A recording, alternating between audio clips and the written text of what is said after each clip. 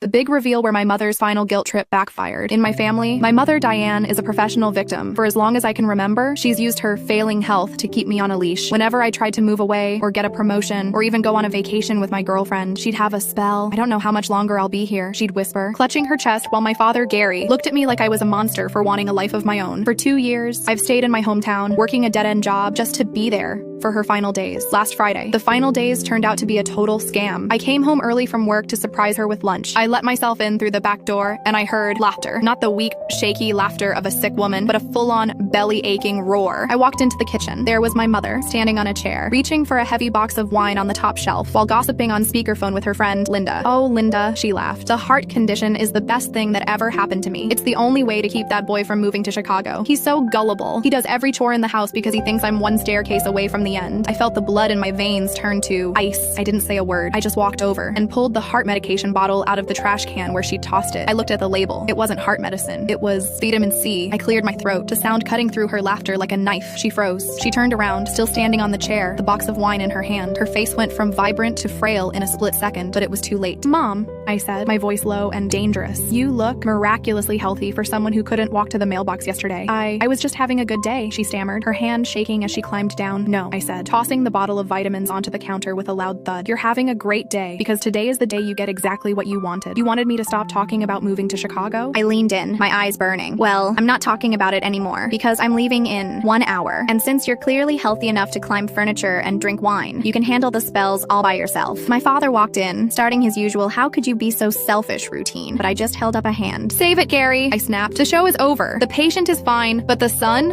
is gone." I walked out that door, and I didn't look back at the deathbed she'd been building for me. It turns out, some people aren't afraid of dying. They're just afraid of losing their power.